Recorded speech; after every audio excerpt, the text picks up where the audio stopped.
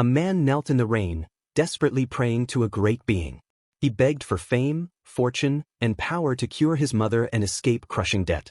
His phone showed the grim reality: his loan was rejected, and collectors were after him. He offered his soul and body to become a servant, a star for this higher power. Lightning crashed down, knocking him unconscious. He wakes up with a splitting headache, completely lost. He remembers working on a project at his office and knows he has to hurry back.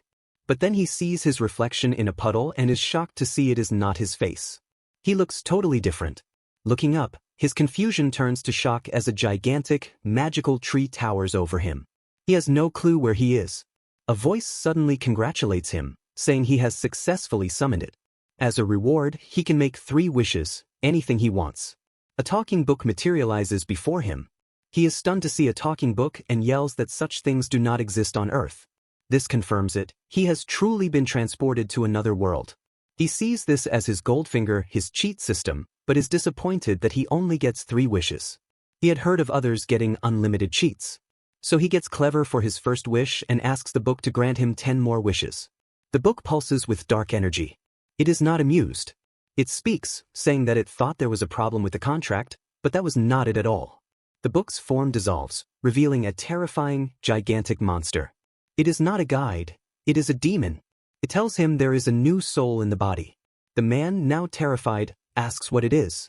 The demon says he is not worthy of knowing. The demon explains that all he needs to know is this: the body's original owner had used his soul and his body to make a wish. The demon took the soul, but the body, which should have been its prize, is now occupied by this new soul. The demon now considers him its property too. He realizes this is not a cheat, but a sacrificial trap. He knows he has to run now. But the demon calmly tells him that once a contract is signed, even the thought of breaking it brings excruciating punishment. Instantly, Chen is engulfed in agonizing fire, screaming in torment. The demon is disappointed, calling his soul weak and boring, and is ready to let him die. But through the pain, Chen finds a loophole. He yells out the terms of the contract, stating that if a breach is caused by an outside force, in this case, the demon's own interference, then Party B is exempt from liability. He argues that since the demon is preventing him from fulfilling the contract, he cannot be killed for it. The demon is stunned, then starts to laugh, amused that a mortal is trying to reason with it. Chen realizes the being could have killed him instantly, but it did not. He understands that this was a test, and the demon was searching for a suitable candidate. He asks if he now qualifies to sign a new contract. The demon's interest is piqued. It offers him a new life if he can fulfill one of its wishes. The demon then reveals its wish, shamelessly stealing his idea and asking to be granted 999 more wishes. The demon gives him 1 minute to decide before he will lose consciousness and die. With no other choice, he agrees. He signs the soul contract, binding himself as the contractor, Zhou Chen, to fulfill 999 conditions. Later, Chen finds himself at his new home, his clothes ripped to shreds. The demon boss had just dumped him there. Inside, the house is dark and empty. No one is home. He finds a notice for a blood collateral loan, which makes him wonder just how bad this family situation is. Suddenly, a voice yells out, and a pipe smashes into his head. A loan shark with 2 goons stands over him, furious that he had been ignoring their calls. One lackey warns the boss not to beat the kid to death, but the other says it is fine, stating that the kid is tough. Chen asks who they are. The leader just beats him more, demanding to know if he had forgotten the debt from last week. He sneers, asking why Chen's mother has not come to sell her blood to pay it off, and mockingly wonders if the old woman is dead. He mocks Chen's mother for risking her life on loans for a talentless person like him. He spits that trash will always be trash and that they are not even worthy to shine his shoes. The insults trigger a memory. He remembered telling his mother he did not want to be a prophet anymore because he did not want her to suffer. He remembered a nightmare where she worked herself to exhaustion and never woke up. But he also remembers her promise that even if the sky fell, she would hold it up for him. She had told him to just believe in himself more. That memory fuels his rage. His eyes begin to glow. The thug taunts him for his silence. In an instant, Chen's fist crashes into the thug's face, sending him flying across the room. The other goons are in shock as their boss soars past them, knocked out cold. They stare, confused. They are confused because the kid was supposed to be the one getting destroyed, and they sense that something is wrong. An intense aura explodes from Chen's body. They cannot believe their eyes. He has broken through to star level.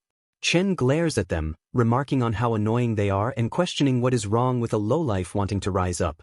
He then orders them to shut up. The men grow annoyed with his incredibly arrogant behavior, considering he is just an E-rank second stage. The other man urges his companion to teach the insolent brat a lesson. They think about completely breaking one of the brat's arms or legs.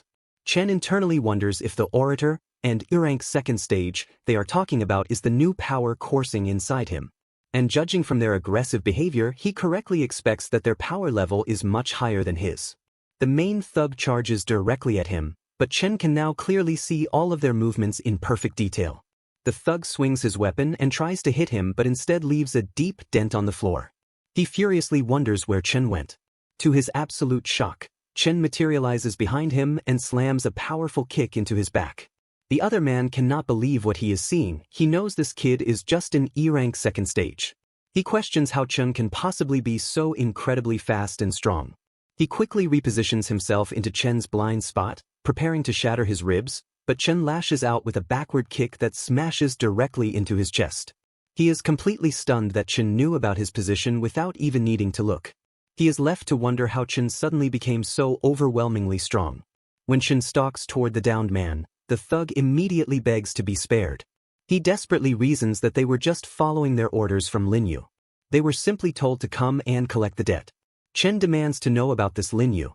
He instructs the man to tell Linyu that he will pay back the entire debt. Then he orders him to take the others and get lost immediately. The terrified man ushers his beaten comrades out of the apartment. Chen stands there and watches them leave. He knows that his mysterious boss was just watching the entire confrontation unfold. The boss materializes, impressed that Chen can sense its presence with such sharp intuition. Chen replies that he felt a strange and immense power surging inside of him, so he simply figured that the boss was secretly helping him. The boss confirms that he is right. It explains that had it not temporarily lent him a small bit of power just then, he would have probably been beaten into nothing but a pulp, so he should be incredibly grateful. Chen feels pleased to have finally confirmed that the boss is his powerful, golden finger. He confidently states that if the boss could lend him its power all the time, he would be afraid of no one. The boss instantly tells him that he is dreaming. It utters that its magnificent power is not something a mere mortal like him can ever hope to use freely. It warns him that he just got lucky this time that he did not exceed the body's limit, otherwise he would have simply dropped dead before the thugs even laid another hand on him. Chen is shocked to discover that working for this being does not seem to come with any immediate perks. He quickly suggests that if he were to become stronger, it would be much easier to complete its 999 wishes. The boss assures him that according to their contract, it will grant him a helpful reward, but it has not thought of what that specific reward will be just yet.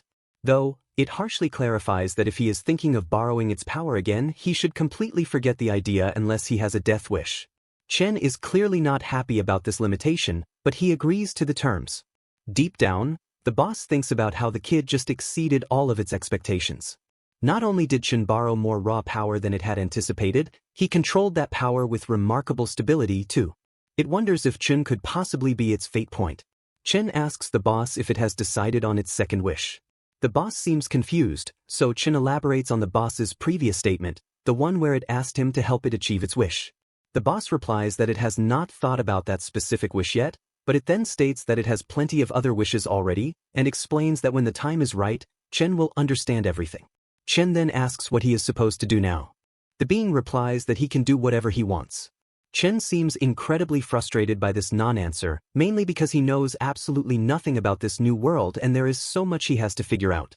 He was sincerely hoping that the boss would make a wish to give him some kind of direction, but he can now tell that is not going to happen. He decides to check the previous owner's phone, which he remembers he found up on the rooftop. He knows that if he is going to live on as this guy from now on, he absolutely must learn more about him. As he navigates the phone's message interface, he observes that there is not a single text message that appears to be about family, until one message absolutely shakes him to his core. It is from this body's sister, who informs him that their mother collapsed and is in the hospital.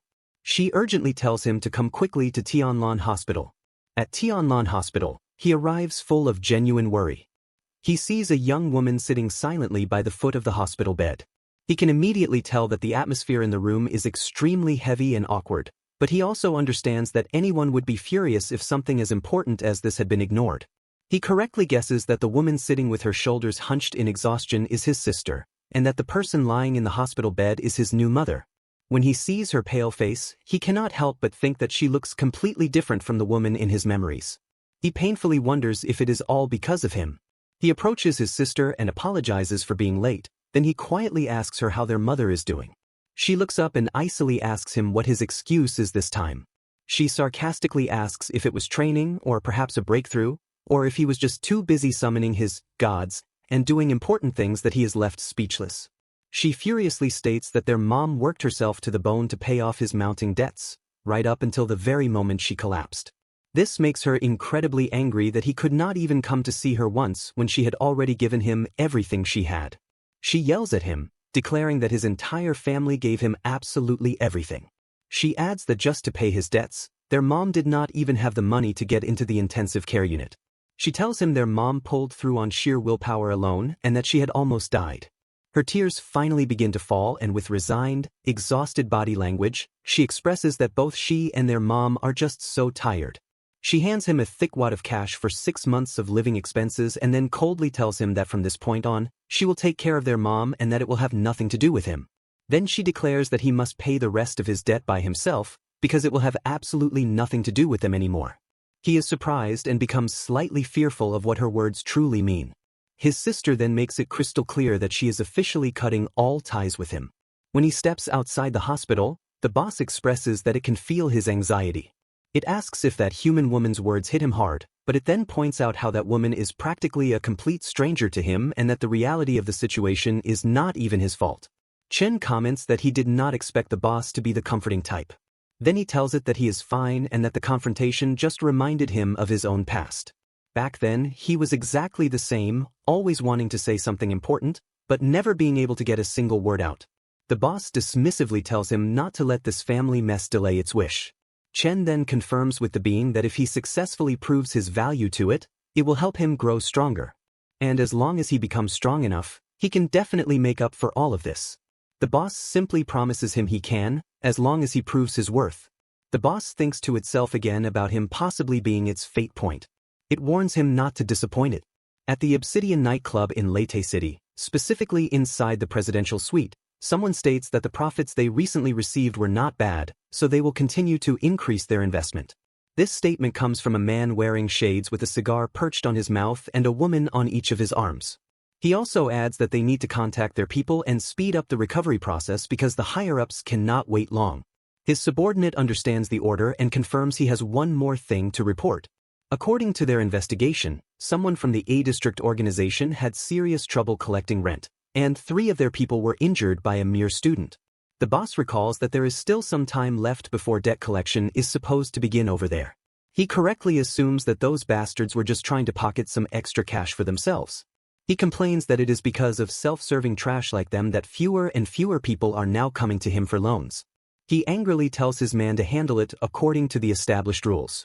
His subordinate agrees to punish them, but also states that it was a truly special case because among the injured were an apprentice level 3 and an apprentice level 2 orator. According to the filed report, the person who hurt them was just a student who had recently broken through to apprentice level 2. The boss asks who it was, and his subordinate immediately gives him a document. It contains the profile for Zhou Qin. The boss cannot believe that a mere level 2 kid beat both a level 3 and a level 2 at the same time. He knows that even the weakest level 3 can typically handle 10 level 2s. He understands that the vast gap in levels cannot simply be bridged by skill alone. He estimates that the kid's true strength must also be level 3. He finds this student interesting for trying to hide his true strength. He tells his men to keep a close eye on him, since he does not want to waste a promising talent like that. The next day, Chin jogs around his neighborhood when an old man notices him. The old man is impressed, noting that he has been up quite early these past few days. Chen greets him back with a respectful, "Good morning."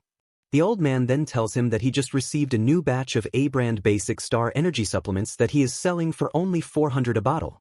He asks Chen if he wants to buy some. Chen politely refuses, explaining that he still has some left, but he promises the old man that he will come to him once he finally runs out. The old man promises him a good discount when he eventually does.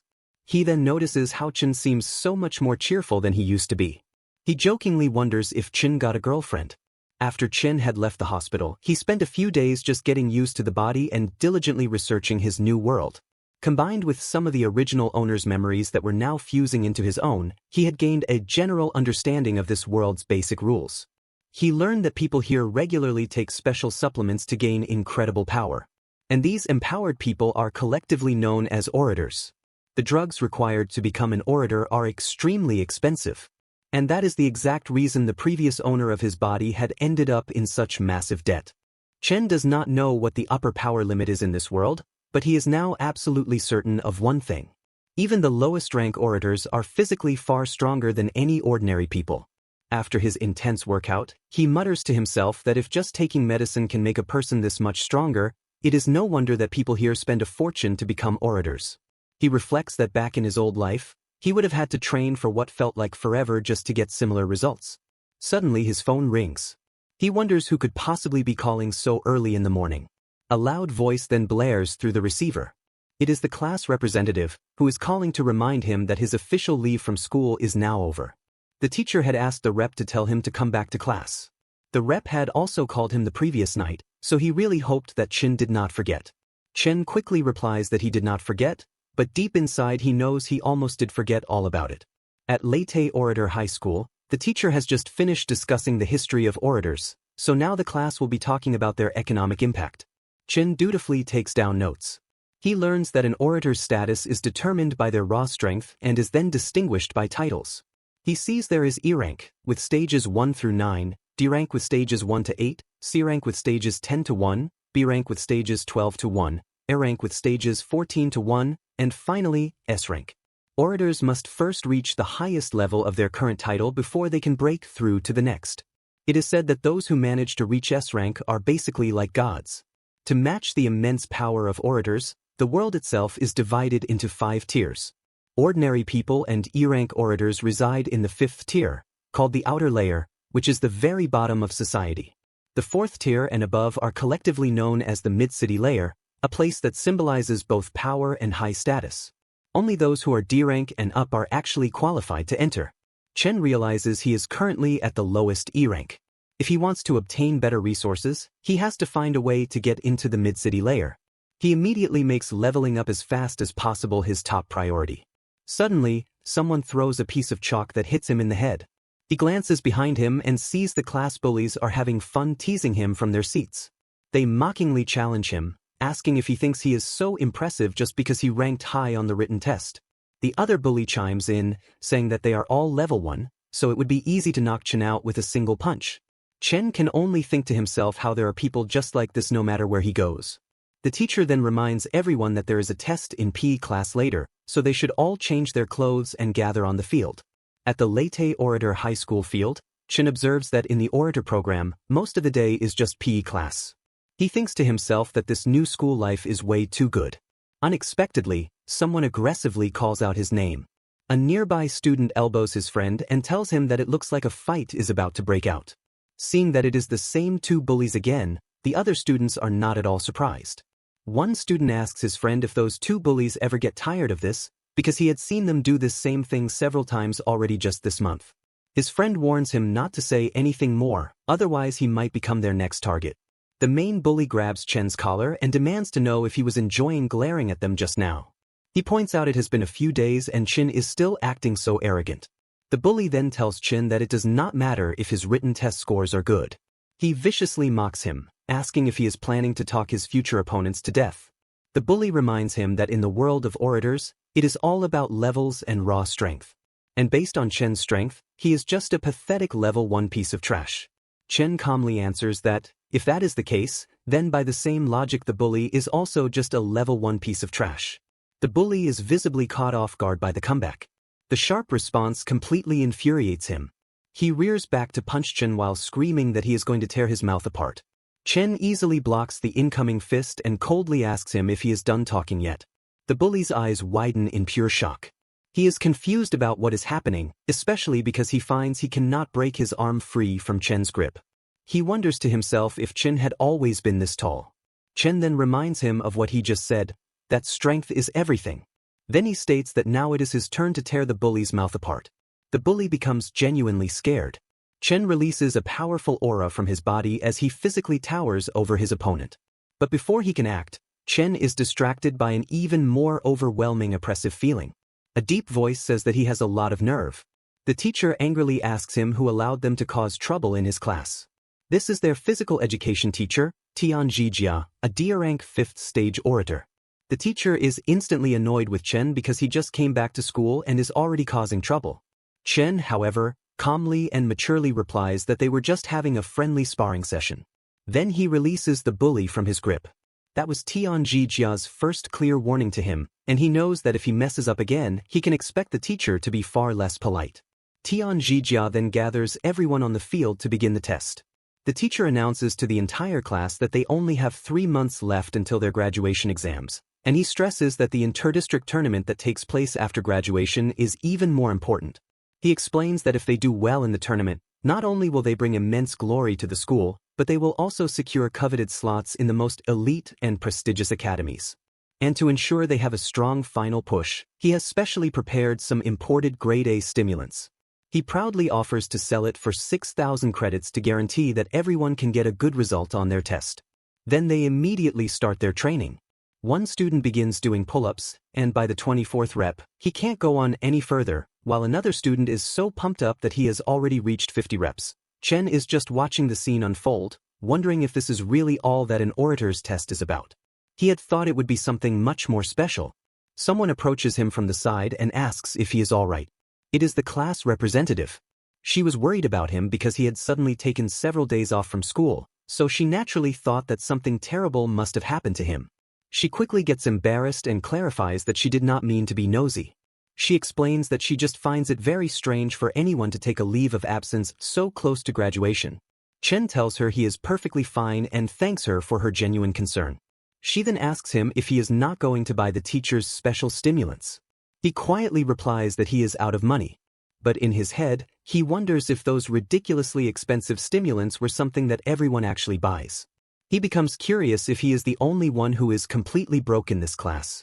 She looks worried for him and warns that if he does not buy any, it will almost certainly have a negative effect on his test result. Suddenly, someone calls out to her, saying the name Lu Tian. She quickly says goodbye to Chen and then prepares to do her pull-ups. She has a really hard time doing them, and her entire body trembles badly.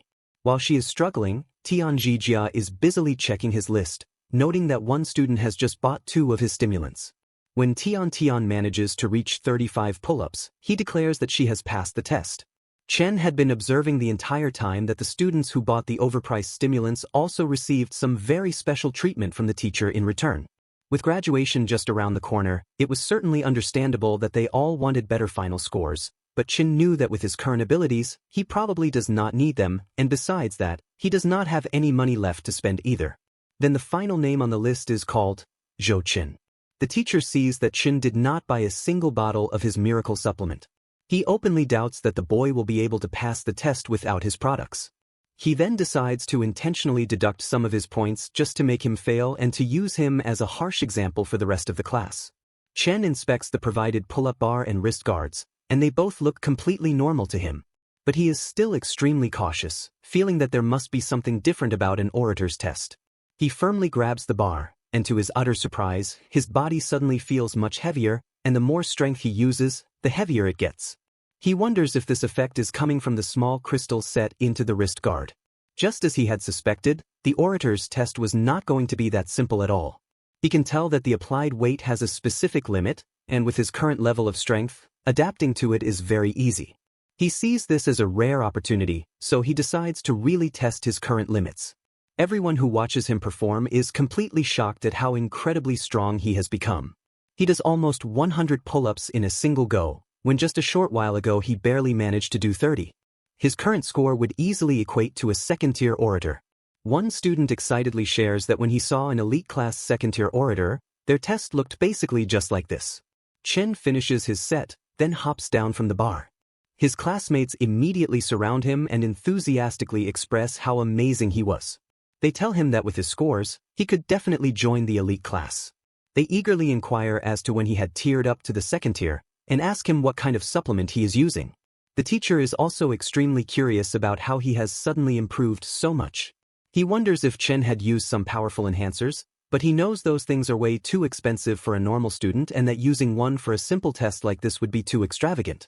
He wonders if Chen had somehow really managed to reach the second tier in just the last few days. He starts to get worried that if the students find out that Chen had tiered up without his special help, then he would no longer be able to sell them his stimulants. He grows incredibly resentful toward Chen, seeing him as someone who would cut off his easy profits, and he is determined not to allow that to happen. He decides he is going to teach the student a very valuable social lesson. Meanwhile, in the principal's office, someone is extremely surprised to learn that the interdistrict tournament has completely cancelled all of the second-tier events. The principal is on the phone and he desperately expresses that for an underfunded school like theirs that gets no real support and has so few resources, producing even a single third-tier student is incredibly hard. The person on the other end of the line empathizes with him, but also explains that the government now urgently needs more elite orators. That is why they have made the decision to shift all available funding to the top-ranked schools instead.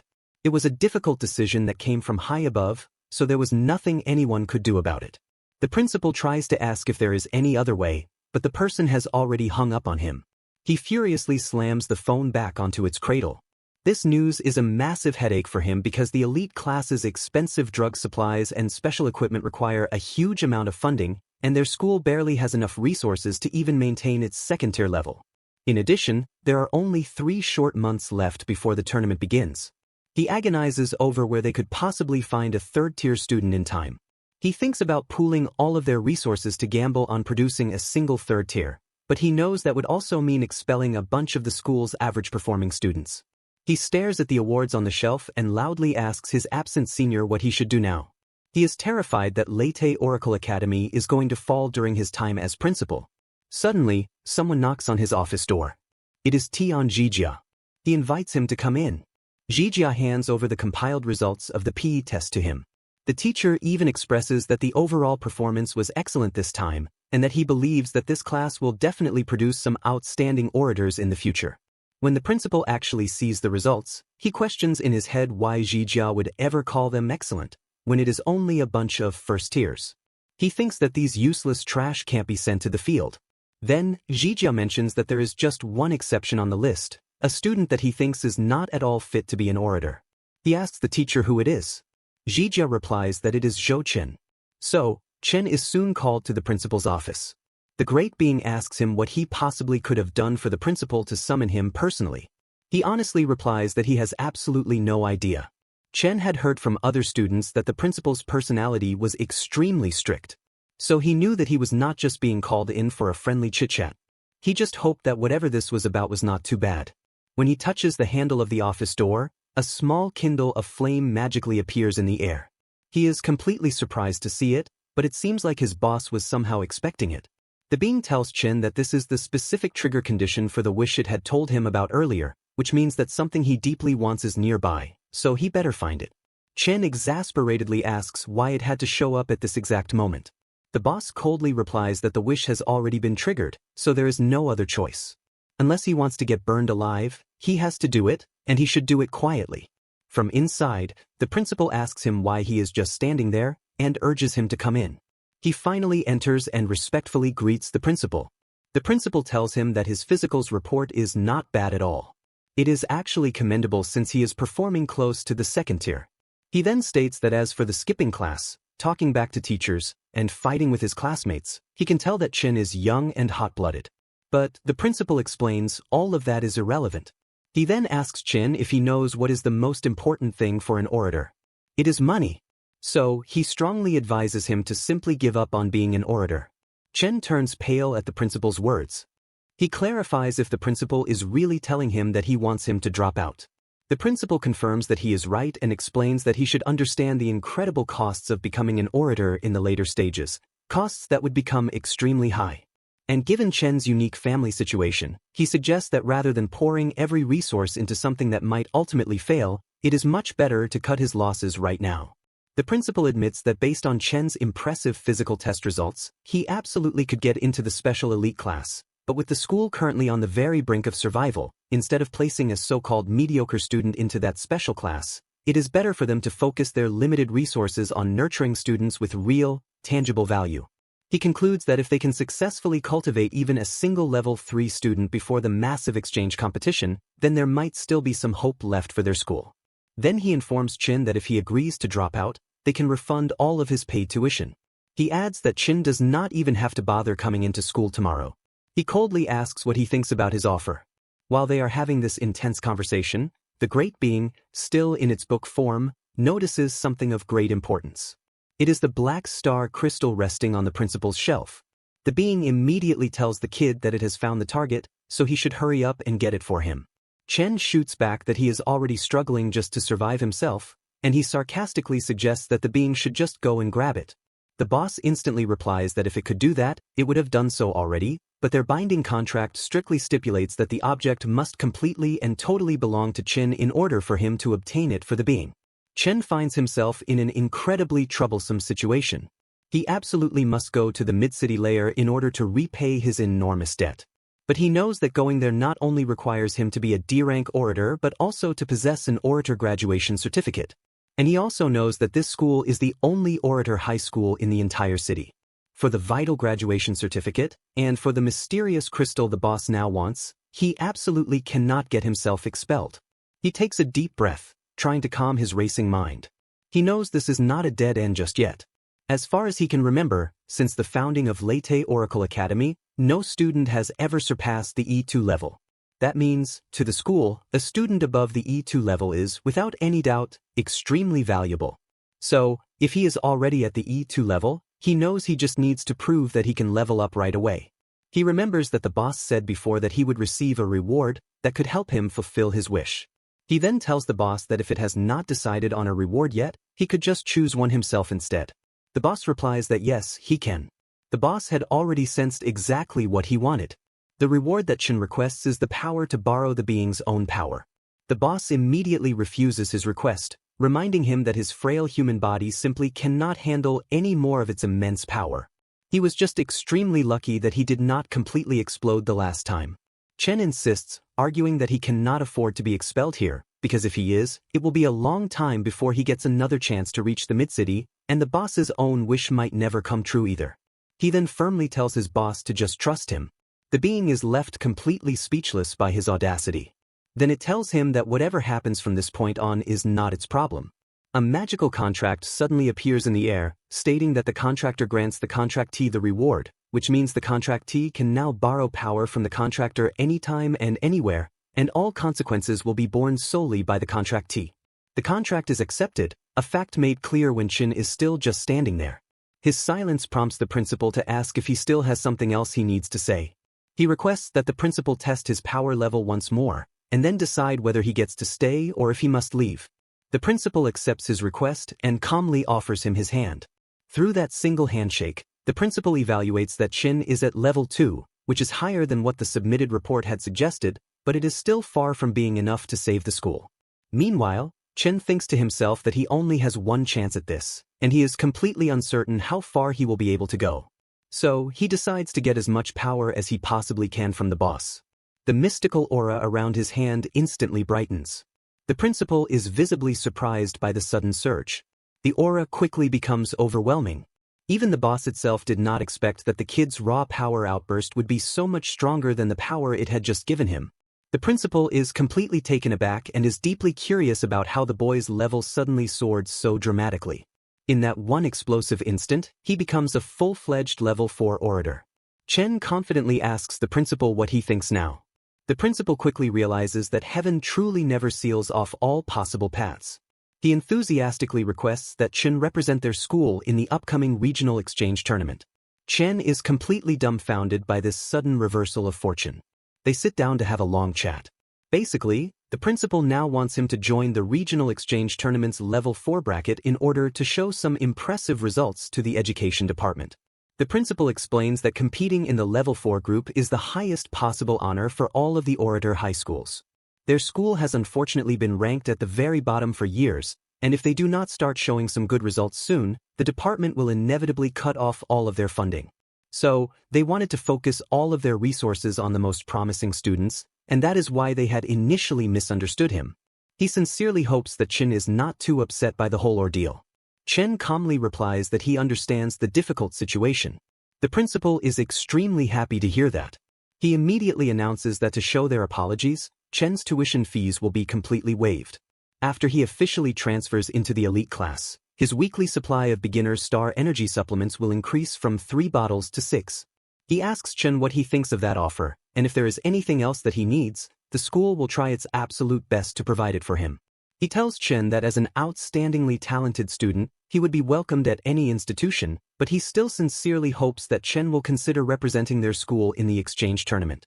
And he adds, not to exaggerate, but his final decision will likely determine the very survival of their school.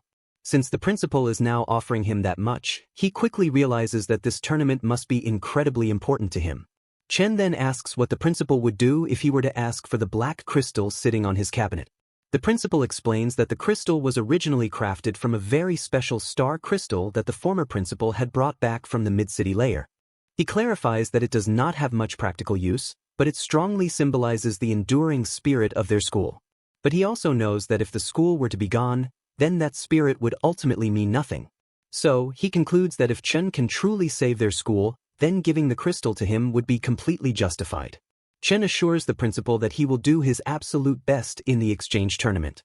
With that, their deal is officially settled. However, the principal remains extremely curious as to how his level had managed to rise so much, so incredibly quickly. Chen simply replies that he was just training to hide his true power. He explains that it is sort of a special training technique that he is still currently practicing. So, he hopes that the principal can keep his real level a closely guarded secret. The principal completely understands. He already knew that hiding one's true level is a sophisticated technique that orators use in battle to confuse their opponents. He just never expected such advanced tactical awareness from someone so young. He personally assures Chen that he will not tell anyone a single word about this. He expresses how assured he now feels leaving the future of their school in Chen's capable hands. Then a female teacher comes in. He instructs her to immediately take Chen to the elite class and to handle the supplement arrangements just as he had previously requested. She then ushers Chen out and explains to him that the entire second floor of the building is dedicated to the elite class. The next thing they need to do is get him officially registered. Chen thanks the helpful teacher. She expresses her own curiosity about his relationship with the principal, because she had honestly never seen him so genuinely happy before. Chen simply replies that he guessed they just got along well. Meanwhile, someone is running at full speed directly towards them. The man frantically grabs Chen's arms and tells him that he really did try his best to plead his case with the principal, but in the end, he could not change his mind. He argues that even if his grades were average, he still has the fundamental right to learn. He then sincerely hopes that even after Chen drops out of school, he will keep on working hard and never give up. The female teacher asks him what on earth he is talking about. She quickly clarifies that Chen is transferring into the elite class tomorrow, and that she was just about to take him to get registered. Then she sternly informs Tian Zhijia that the principal wants to see him, and she also shares that he looked very, very angry. He immediately knows that he is completely screwed. Nighttime comes quickly. Chen is back in his room alone. He lays on his bed, thinking about the impossible task of going from level 2 all the way to level 4 in just 3 months, and he has absolutely no idea how he is going to do it. He knows that even the most rich and talented prodigies take tons of money and a significant amount of time just to level up a single time. A poor guy like him leveling up twice in 3 short months seems completely impossible. He asks the boss if there is any way he could possibly level up all at once, by himself. The boss scoffs at the very idea and tells him that if he wants its help again, he will have to fulfill its wish first. He tells Chen to just blame himself for foolishly picking such a useless reward. Chen replies that he really had no choice at the time, because that was the only method he could possibly think of to save himself from expulsion. The boss emphasizes that it had already warned him that he would not be able to use its power for long before it completely drained him of his life force. Chen knows that he is not dumb enough to think he can actually win the tournament by simply relying on borrowed power. He reflects on the fact that he has actually achieved some pretty great results so far. He was not expelled and now he can freeload an abundance of supplements. He knows things are definitely better now than where he had first started. He decides that leveling up can come slowly, but his main focus for now is the crushing debt that is due in just 5 short days. He has to figure out a way to make some serious money and fast. As he stands in front of the school, Chen looks disgusted. He also has absolutely no idea what is currently going on. The place looks just like a rundown, abandoned factory.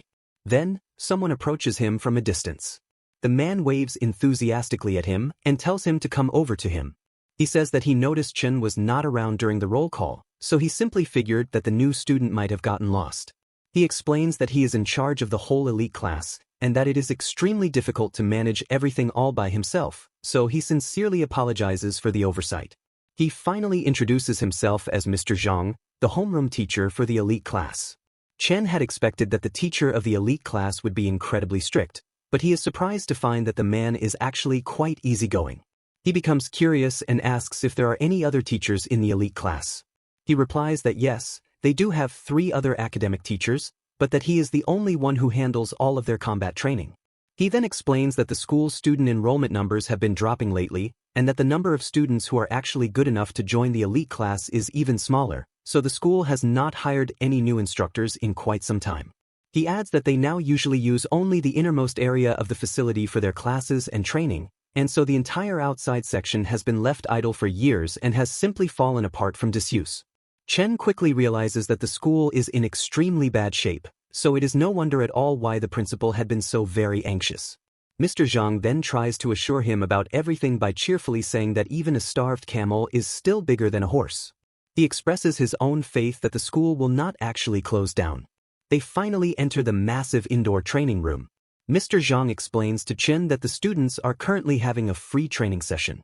He then takes him over to properly meet the rest of the class. Chen can now fully understand why they are called the elite class, and he can clearly see that they are leagues above the rundown training yard from his old class.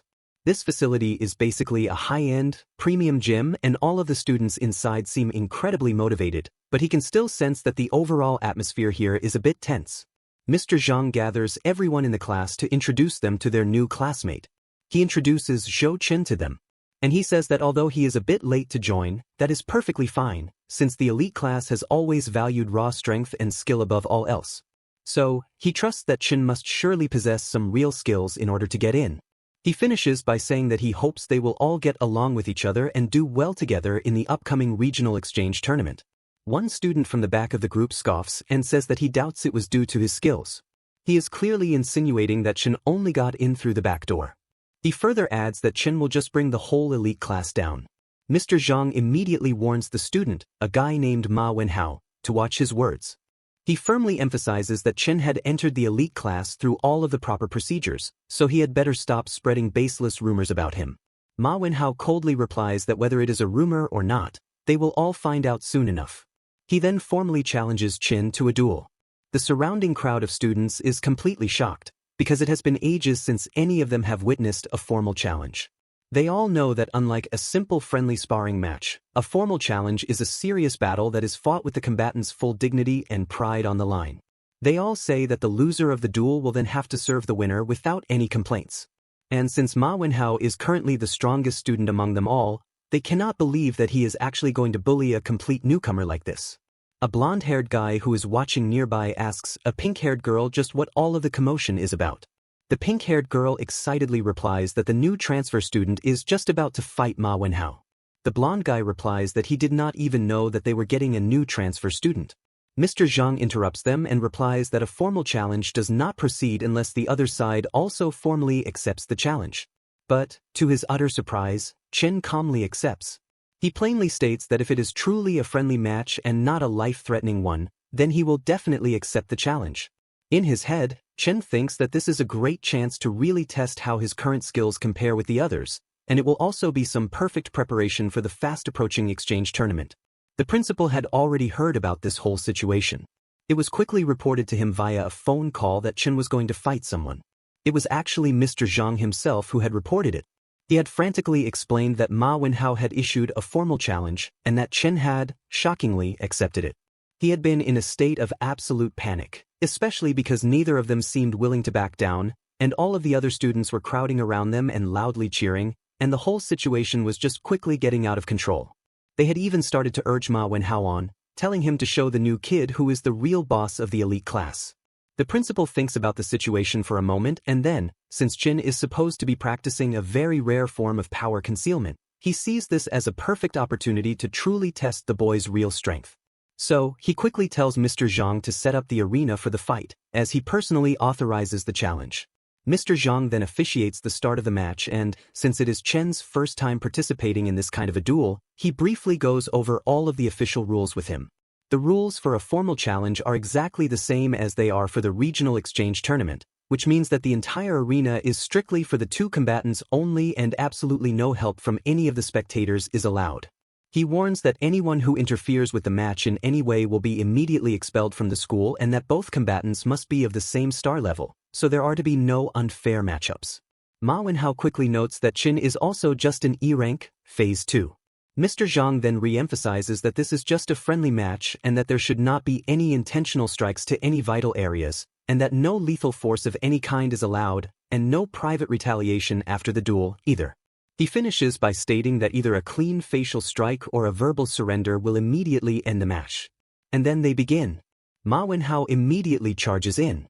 His plan is to strike incredibly fast and try to catch his new opponent completely off guard. He fully intends to win this fight in just one single move. Chen, on the other hand, had fully expected him to charge right in. He deftly blocks the incoming arm, a move that genuinely surprises Ma Wenhao. He cannot believe that Chen could possibly have reacted so quickly. He keeps on punching furiously, but Chen skillfully evades every single one of his strikes.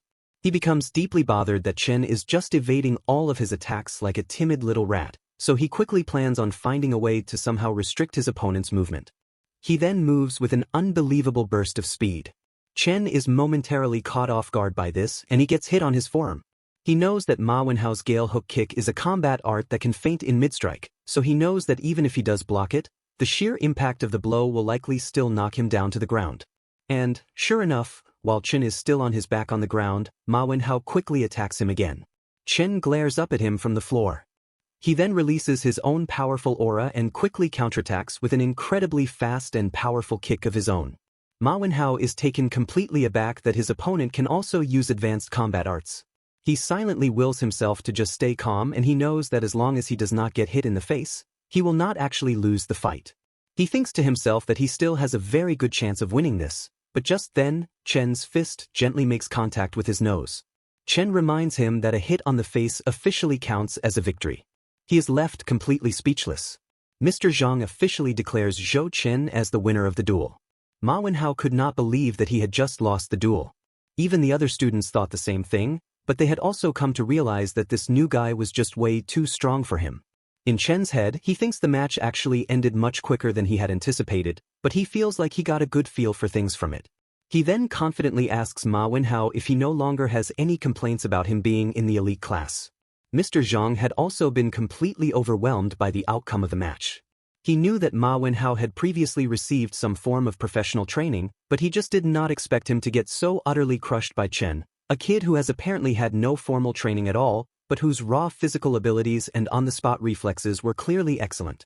He instantly realizes that Chen is a fantastic combat-type prospect, so it is now no wonder at all to him why the principal had personally asked them all to keep a close eye on this particular student. Unexpectedly, the principal himself then shows up on the training floor. He calls Chen over for a moment, saying that he has something he needs to talk to him about. The pink-haired girl asks the blonde-haired guy if he just saw that. She cannot believe how strong the new student really is. The blonde-haired guy enthusiastically states that they have to get someone that's strong to become one of their underlings. The principal asks Chen how he is enjoying being in the elite class so far. He replies that it has been pretty good and that his new classmates have just been a little bit too enthusiastic.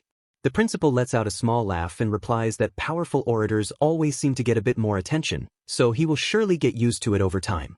He then tells Chen that from this point on he should simply focus on his own personal training and that if he ever needs anything, the school will help him out in any way that they possibly can. Since Chen can now tell that the principal truly trusts him, he decides that it is finally time to ask him about making some money. So, he directly asks the principal if students like himself have any way to make some quick money on the side. The principal sternly tells him that at his age, he should not be worrying about things like that and that he should just be focusing on his training instead. He then reassures him that he will surely have plenty of other chances to make some big money in the future, and he also adds that if his family is currently having any sort of trouble, then the school will gladly cover some of their expenses for him. Chen replies that he was just casually asking, but deep down inside he now knows that he has to start thinking of something else instead of relying on the school for help. Back in the elite class training room, Chen is doing some light training while he thinks about how taking out any student loans gets very heavily punished there, so he knows that he had better be extremely careful not to ever get caught. He keeps on trying to think about just how he can possibly make some money on his own. Suddenly, someone casually approaches him. It is the blonde-haired guy from before. He quickly wraps his arm around Chen's shoulder and excitedly tells him that their sparring match from earlier was completely awesome and that he had even gotten to talk to the school principal in person about it. All of this just makes him want to ask who Chen truly is. Chen simply asks him the exact same question. A nearby voice then calls out the blonde-haired guy's name, Shinjarue, and sternly tells him that he is being rude. It is the pink-haired girl from before. She quickly apologizes to Chen for Jarue's extremely forward behavior and she clarifies that he really does not mean any harm by it. She then formally introduces herself as Su Xiaoxia. Then she introduces the rude boy as Shinjarue. She explains that they are technically his seniors in the school, so if he ever has any questions about anything at all, he can feel free to just ask either one of them for help. Jarue then cheerfully concludes that the three of them are officially a three-person team now and that, as the leader of that team, he will be sure to take very good care of him. Deep down inside, Chen cannot help but think that these two people are really weird. Jarue then asks him where he had managed to learn that special move he had just used in his match. Chen has absolutely no idea what he is even talking about. The blonde-haired boy is extremely surprised that Chen does not seem to know what a combat technique is. And what is even more surprising to him is that the amazing move he had used earlier had apparently been based solely on his own reflexes. He enthusiastically comments that the move had been absolutely brutal and that Ma Wenhao would totally go nuts when he finally found out the truth about it. He explains that Wenhao has been proudly showing off that very same technique to everyone since he had learned it, but now it turns out he is nothing more than a big poser. Xiaoxia then volunteers to explain the concept of combat techniques to Chen. She informs him that combat techniques are incredibly powerful special moves and that orators can learn how to use them through either magical scrolls or via powerful memory stones. She explains that their various effects and their raw power all vary, depending upon the user's level of mastery of the technique. She then adds that there are many different kinds of combat techniques. Powerful orators often carefully tailor their personal sets of techniques to best suit their own unique combat style. She then reveals that the special move that Ma Wenhao had used on him during their duel was actually a D-rank combat technique that is called the hook wind kick. After finally learning about all of this, Chen is no longer surprised that he had not been able to successfully block the initial kick. He then starts to think that if he could just learn some combat techniques of his own, then he might have a much better shot at actually winning in the upcoming inter-class exchange tournament. He asks them if combat techniques are considered to be very rare. Jarue replies that it is pretty much just like that. He explains that they are also ranked in terms of power, and that the stronger they are, the rarer they also become. He says that the school itself does teach the very basic ones, but for the really powerful techniques, they usually need to either be bought from a special shop or else have some kind of a powerful person share one with them. The current market price for just an ordinary D-rank combat technique is right around 500,000. Chen is absolutely shocked to hear this huge number because that is the equivalent of several months of his current loan payments. Jarue then mentions that he actually has a few combat techniques of his own. He suggests that they should spar with each other next time so that he can show some of them off to Chen. Xiaoxia excitedly adds that she has one too. To Chen, it just sounds like they all just casually have 500,000 worth of powerful techniques. He remembers hearing that joining the elite class in the first place was super expensive, so he assumes that the kids in this class must all have been extremely rich to begin with. But a sudden thought then dawns on him. If they all come from extremely wealthy families, then he could possibly ask them about some easy ways of making money for himself. He then tells them that he really wants to buy a combat technique, but that he does not currently have the money for it. So, he asks them if there is any quick way that he could make some serious money for himself. Jarue jokingly suggests that he should just rob a bank. Chen quickly replies that he wants to know of a way to do it without having to resort to that. Jarue then explains that in terms of being fast, having a very high earning potential, and also having no real rules, then only the Blackwater Zone, also known as Miracle Land, comes to his mind. Xiaoxia quickly smacks him and tells him to stop trying to mislead the new guy, because if any of the teachers heard him say something like that, he would get scolded for it. But Chen's own interest has already been seriously piqued by this new information. Jarue then quickly takes back what he just said because he has also heard that all sorts of really bad stuff happens in that place, and he knows that the school strictly forbids any of its students from going there. He adds that if he were to get caught there, then he would be automatically expelled from the school. He then asks Chin just how much he needs to get for his combat technique. Chin honestly replies that it is about 300,000. They are both surprised to find out that it is that much. They both then check their own personal bank accounts and find that they do not have anywhere near that much money to lend to him. Chen starts to think about all of this and he realizes that these are truly desperate times, and that they will call for some extremely desperate measures. So, he makes the firm decision to go and check the Blackwater district out for himself after school has ended for the day. He goes to Blackwater Road. He checks his phone and he can see that the navigation says the district is right there, but all he can see is an empty, dark street with some extremely eerie vibes, even though it is not all that far from his own home. He had made sure to change out of his school uniform before he left his apartment, so he knows that no one should be able to recognize him as a student. He then asks the boss what he thinks of this mysterious place. He gets no response at all, so he just assumes that the boss is not currently with him. He does not really bother with this fact too much, because he knows that the orators from the outer zones are not usually of very high level, so he is fairly confident that he will be just fine on his own. He currently has a tier 4 power level, and even if something really bad were to happen here, he knows that he can always just escape. But he just cannot help but notice how this whole area looks like it was abandoned many ages ago. All of this just makes him seriously doubt if there even really is a so-called miracle land here at all. But then he suddenly notices some clear footsteps in the dirt, which can only mean that someone has been recently walking around in this area. He then finally sees the hidden, secret passage. He immediately starts to walk directly towards it. Unbeknownst to him, however, some mysterious men have already seen him heading down that very same dark path, and their eyes now have a very murderous look in them. His own eyes then widen in utter shock when he finally steps inside of the secret entrance. It is a truly bright and unbelievably bustling new place. The streets are completely filthy. He observes that there are numerous illegal trades happening openly. No wonder why everyone actively avoids even talking about this forbidden place. It is a realm that is practically lawless. If there is any profit to be made, then literally anything goes. But this harsh reality also makes him think that there truly is a real way here for him to make the money he so desperately needs before the rapidly approaching due date of his loan. But before he can start to formulate a solid plan, he casually looks behind him and he asks the figures lurking in the shadows just how long they were all planning to follow him. Those mysterious men then step out into the light and they actually commend him for his incredibly sharp instincts. They calmly explain that they had originally planned to just simply knock him out and take him far away, but since he had so cleverly noticed their presence, they will now just have to rough him up a bit more instead. Chen coldly asks them why they are doing this to him. They all think that he is just pretending to be naive, but the leader of the group then confidently states that he has already seen plenty of other rich kids just like him, kids who were only slumming it in a disguise, who come down to this district for the raw thrill of it all, and if they kidnap him for a hefty ransom, they will surely become very rich themselves. All of this just seems so utterly lame, and his clear disapproval definitely shows on his face. The man then quickly places an unwelcome arm over his shoulder and he aggressively slaps him across his cheek. He is very happy that Chen seems to just completely freeze up from the sudden terror. He then mockingly tells him that if he just cooperates and pays them the full ransom, then he will consider just letting him live. Chen calmly tells the man that he is being very rude. Then, with one quick smack to the back of the man's head, the would-be kidnapper just instantly falls face down onto the dirty ground. Everyone is completely surprised that their big boss has just been so easily knocked out cold. The other two men then quickly take out their shiny knives in order to try to teach Chen a brutal lesson about respect. They then charge directly towards him.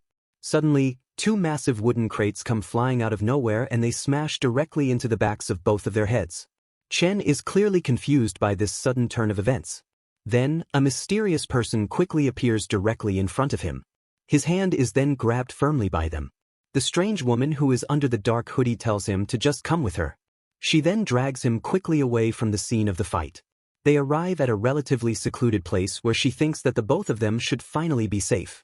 Chen immediately thanks her for having just saved him, but deep down inside, he is a bit disappointed, as he actually had a lot of questions for those two thugs she just knocked out. The strange woman somehow knows his name and she asks him why he is even here in the first place.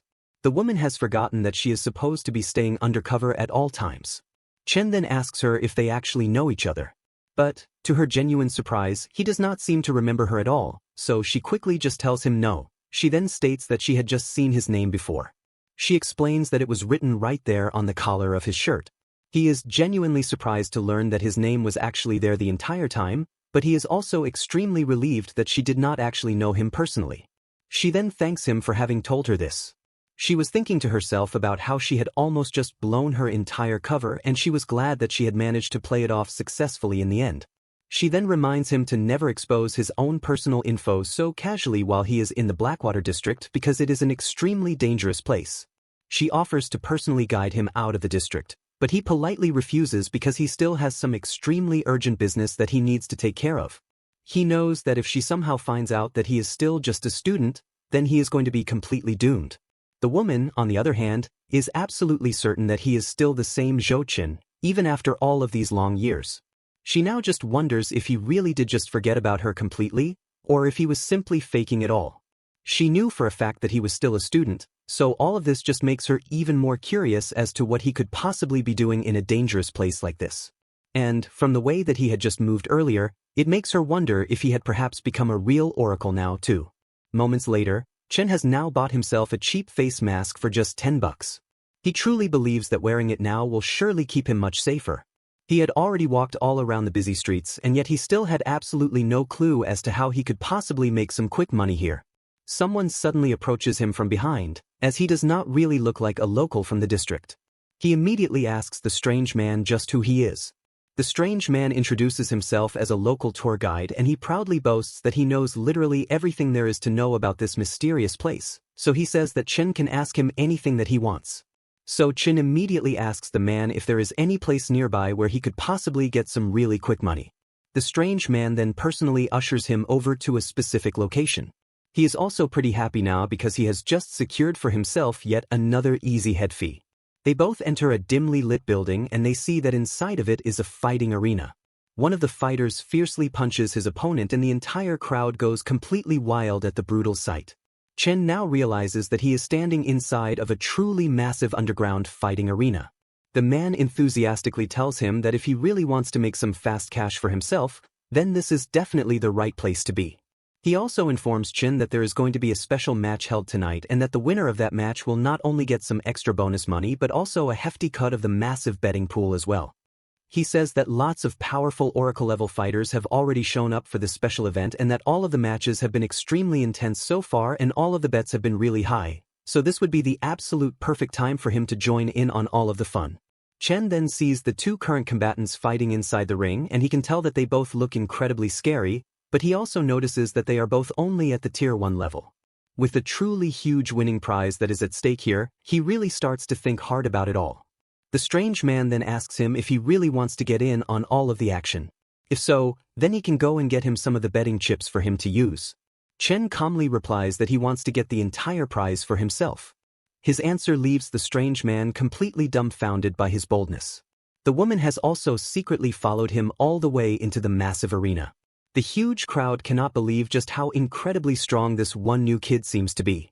She sees him fighting inside of the massive arena and she is very puzzled as to just why he is even here in the first place. His next opponent sternly tells him not to get too cocky just because he has already won a couple of his matches. This particular opponent then loudly boasts that he is the official tournament's very own seeded player and that his legendary name is Yellowfoe. He just keeps on yapping away with his mouth. So Chen just simply punches him far away from him and, in just a single punch, the big guy is knocked down completely. The whole crowd loudly expresses just how boring this entire thing is getting since it has only taken all of these big, strong men just a single punch for each one of them to be defeated.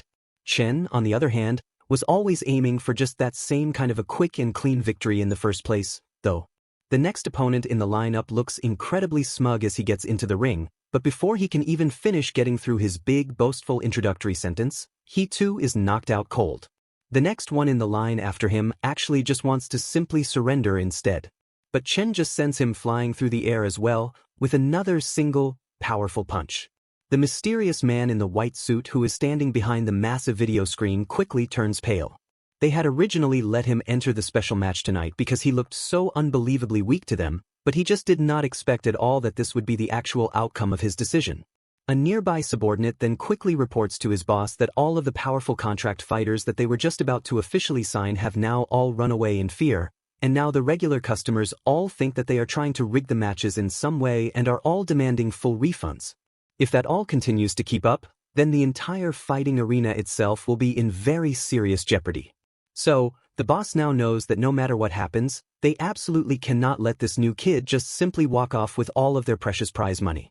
He quickly tells his subordinate to bring out that thing. Chen fiercely tightens up his powerful fist and then he delivers the final knockout blow to his very last official challenger. He then calmly tells the nearby referee that he is now going to claim his very well-deserved prize money. The fight host, however, cunningly insinuates that the big crowd really wants to see just a little bit more fighting from him tonight. So, he says that the arena management has now officially decided to give everyone what they truly want from them tonight, and that is one more thrilling and spectacular final match. Chen now immediately realizes that they never actually had any real intention of just giving him the hard-earned money fairly in the first place. The grand and final fighter is now finally welcomed into the arena.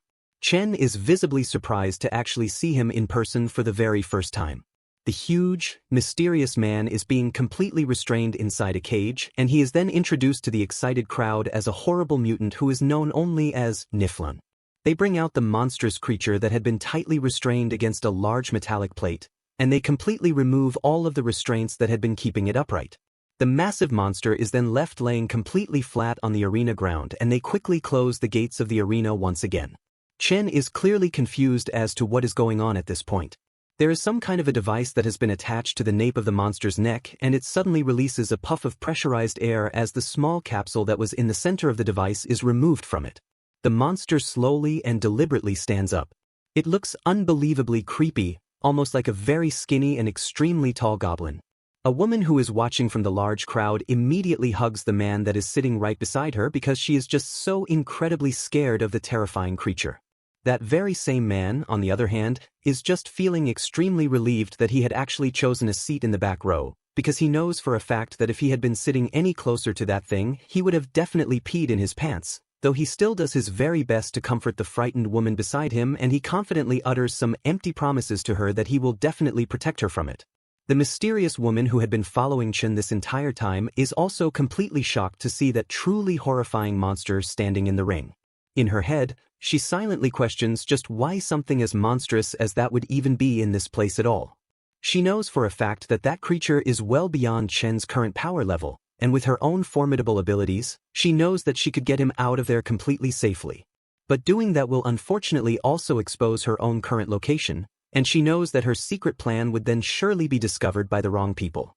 She is now facing an extremely difficult and very painful dilemma.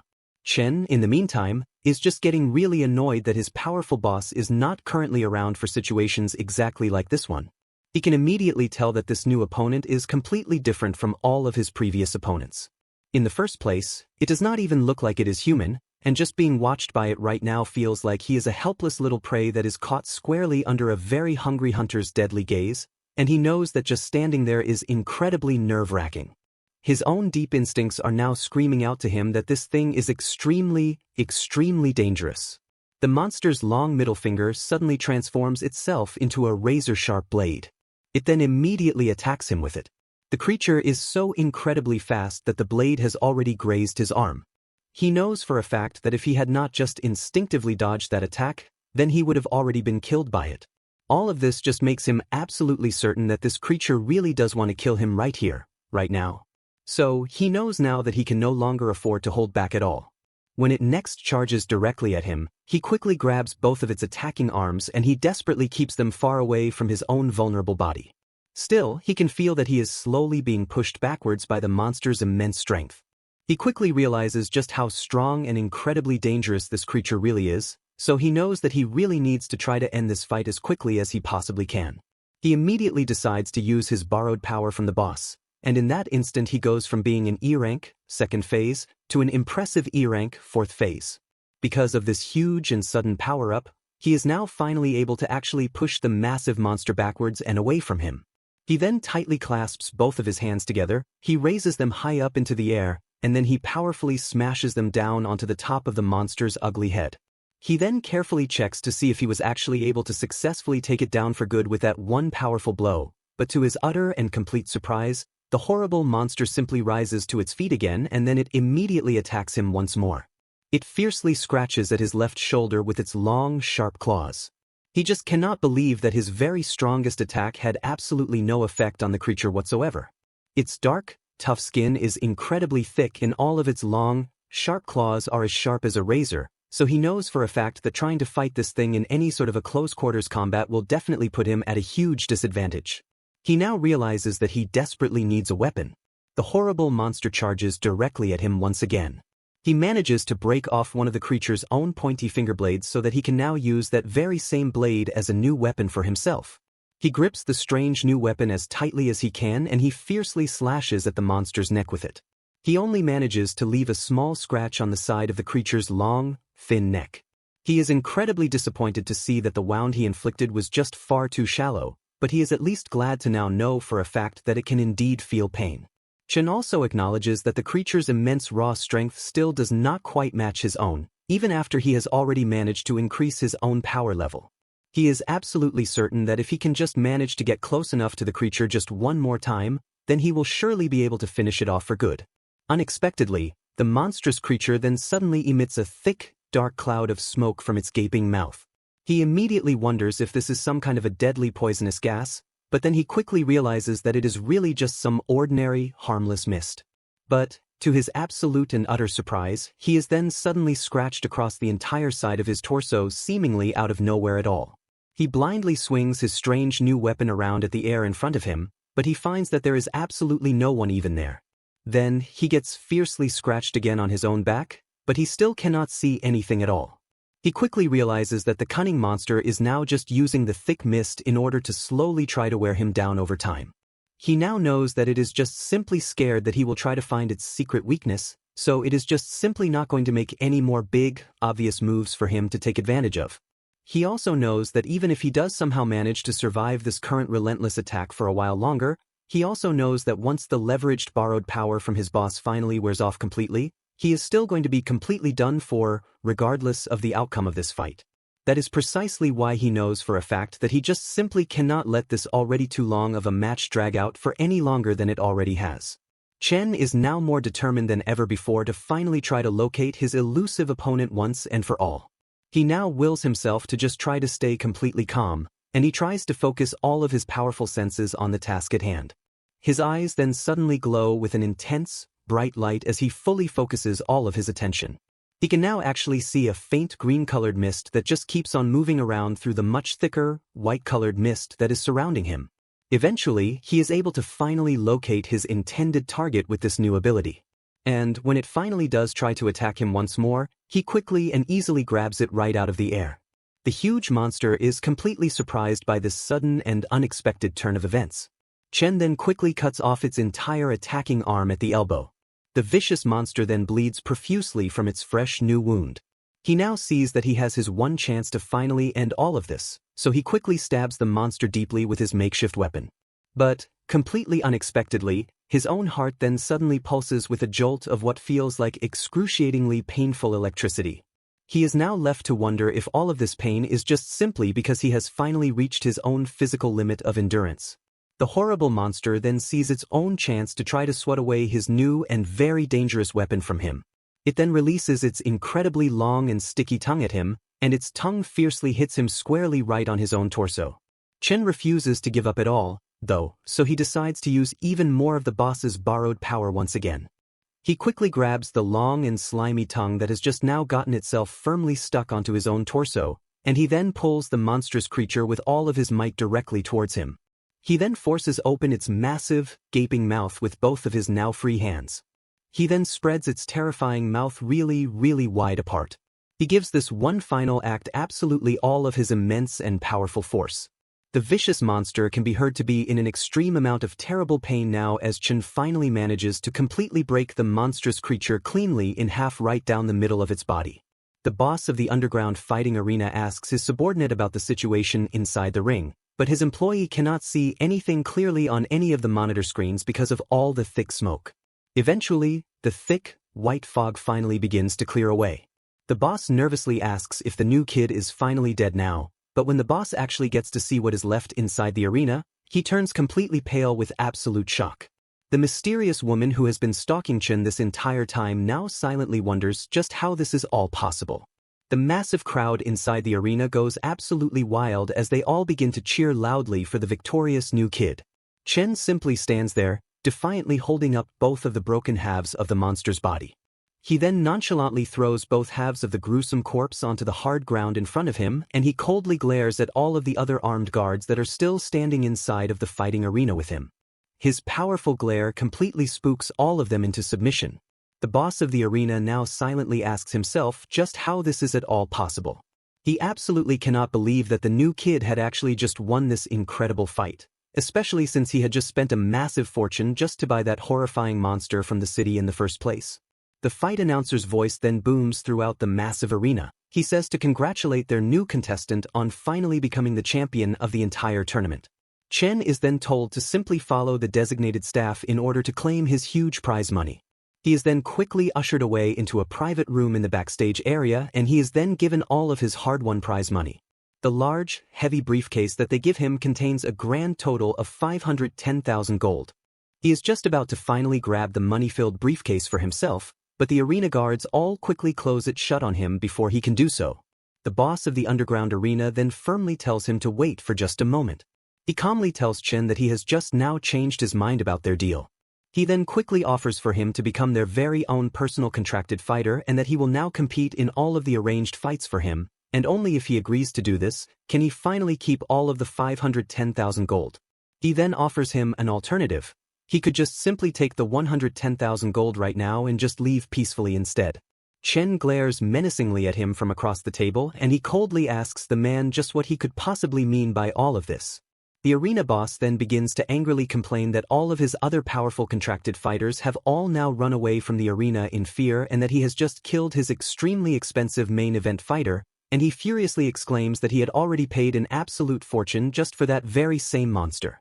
He now angrily claims that Chen has completely broken the agreement of the tournament, so he now has to completely compensate him for all of his recent, huge financial losses. Chen calmly tells the man that he had never once stipulated any kind of conditions for having any additional matches. And when he had first gone up onto the fighting stage, the arena boss himself had told him that there should be absolutely no questions about anyone's personal identity. And going up onto that fighting stage officially means that he has automatically signed the arena's official life and death agreement. Thus, killing an opponent or else being killed by an opponent on that stage will officially carry absolutely no legal responsibility. This can only mean that whether or not to actually kill one's own opponent is a decision that is left entirely up to each individual fighter. The boss of the arena is now completely infuriated by all of this. So Chen then firmly makes it very clear that he will be claiming the entire 510,000 gold, and he will not be leaving with even a single coin less than that. The furious arena boss then pulls out a gun and he points it directly at Chen's face as he angrily tells him that he can't just simply walk out of here now. Chen quickly grabs his hand and he firmly squeezes it with all of his immense power, easily breaking the gun into many small pieces in the process. He then menacingly asks the boss if he really, truly thinks that he can stop him now. The man then yells out loudly in intense pain as his fingers have now all been completely broken by the boy's immense strength. He then orders his nearby men to kill him on the spot. Several of the well-dressed men who are all in black suits now surround Chen and they all point their own deadly guns directly at him. Chen just lets out a tired sigh at all of this. The massive crowd that is still outside of the building can all now hear the loud gunshots ringing out from inside. The mysterious woman also hears all of the loud gunfire and she quickly realizes that all of the chaos is coming from the very same place that Chen had just recently gone into. Her thoughts are then followed by the very real sight of a man's body being unceremoniously thrown out of one of the top floor windows. The crowd is completely shocked by all of this. They start to wonder out loud if they are somehow filming a movie right now because it all seems so incredibly over the top to them, seeing someone just jump down from such a massive height. The mysterious woman, on the other hand, can now already tell exactly what is going on. Chen furiously hits another one of the guards and he makes him lose one of his own teeth. He then calmly faces all of the other armed guards while he confidently holds onto the prize money-filled briefcase. Several gunshots are then quickly fired in his direction. He quickly grabs the head of the man who had just fired at him. He then fiercely pushes the man all the way back outside of the building through the now broken window. After that is all over, Chen finally manages to escape and the boss's remaining men now quickly chase after him through the darkened city streets. They have already sent a whole bunch of other armed people out to go and block off all of the other nearby back streets and any possible exit routes from the area. At this very same point, Chen's own heart is now starting to hurt a lot, and this is because he knows that he has just been using up way too much of the boss's powerful borrowed power for far too long. And worst of all, he now knows that all of the other horrible wounds that he has sustained all over his own body are all now getting much, much worse. To his genuine surprise, though, someone suddenly grabs him from the shadows. It is the mysterious woman whom he had just met with a little bit earlier in the night. She quickly covers his mouth with her hand while all of the other armed men from the fighting arena are now frantically searching all over the place just for him. They both then hide inside of a very dark and narrow city alleyway together. When the coast is finally clear and all of the armed men have finally left the immediate area, she finally lets him go and she calmly tells him that he is finally safe now. Chen now clearly remembers her from before. She then tells him to just try to save his own remaining strength for now. She then shares with him that she actually knows about a secret passage through this very area and she is absolutely sure that he can get himself out of the district safely by using it. She then leads him down that very same darkened path and she then quickly instructs him to just keep on going straight and she assures him that he will surely get out of the area safely. She advises him to please try to leave the area quickly before all of the arena boss's armed men manage to completely surround this whole entire area of the city. He then turns around and he looks back at her one more time, but she just simply urges him to just please leave as quickly as he can. Chen gratefully thanks her for all of her unexpected help. He then immediately starts to run away from that dark and lonely place. She then makes a quick phone call and she immediately gets herself scolded for having gone down to the Blackwater district yet again. The person on the other end of the phone then refers to her by the name of Lin En. She tells the mysterious person that she now has something to give to Grandpa. She then officially reports that she has just found something extremely unusual in the Blackwater district. A few hours later, Chen has finally managed to get himself all the way back to his own apartment room. As soon as he is finally inside, though, he just immediately falls down onto his own knees in agony. He is now in excruciating amounts of pain all over his entire body. He has also gotten extremely pale by now and he is now sweating very heavily all over as well. Then he finally faints from all of the pain. His own personal stats then show up and they now read that he is an E rank, phase 2, with a special ability called Borrowed Force, and he now still has a total of 999 remaining wishes left with absolutely 0 rewards that have been granted so far. He has, however, just earned a total of 510,000 gold to go and pay off all of his crushing debts with, and this now brings his total debt amount all the way down to a grand total of 99,808,912 gold. The scene shifts to a hazy memory of someone resting in a hospital bed. This mother had told her son that her illness might just improve in 2 or 3 short years, but she was only lying to him to spare his feelings. Her terrible illness would not ever get any better in 2 or 3 years. And, in fact, she now only has, at the most, just 2 or 3 years left to actually live. She expressed in a message that she truly, really wanted to see him again someday, to see him finally get married and go on to have his own children, to slowly watch him grow old right before her very eyes, and to finally touch his loving face once more. It was a recorded video that was being played on the nearby cell phone that she was holding. Then the mother sadly apologized to her son, saying that she just does not have any more of her own strength left to stay with him on this path any longer. She tearfully told him that she loved him with all of her heart. The young son just sat there and openly cried by her bedside. The mother's face was now completely covered by a clean white blanket as the powerful and poignant phrase, "I especially love you," echoes in her devastated son's head over and over again. With that memory, Chen jerks his eyes open as he feels tears streaming down his face. He is extremely surprised by this, and when he looks out the window, he can see that the morning sun has already come up. He immediately recognizes that he is in Zhou Chen's own home, and he now realizes that he is still very much alive. It was only thanks to that vivid dream he just had that he was able to finally wake up from his deep slumber, even though so much time has apparently passed since the incident in the arena. The boss then asks him if he is already awake. He immediately asks the boss just where he has been for the past few days. The boss casually replies that he has a lot of other important things to go and deal with in many other places as well. But he then adds that when he had finally come back, he had found Chen just passed out right there in his very own room. He tells him that he had been in a very bad shape for 2 entire days and he actually had not thought that Chen was going to be able to make it at all. He then firmly asks him to explain himself.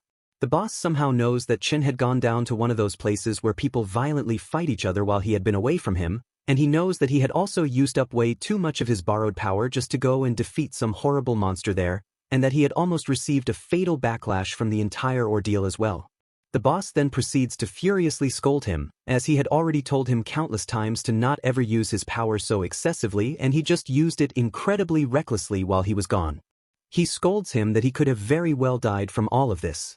Chen then calmly reasons with the being that his actions had not been reckless at all, because all of his actions were completely out of his own necessity at the time. He then tells the being not to get himself so very worked up over this whole thing. The boss then furiously asks him if he truly believes that he could have simply just brought him back from the dead again if he had died a second time.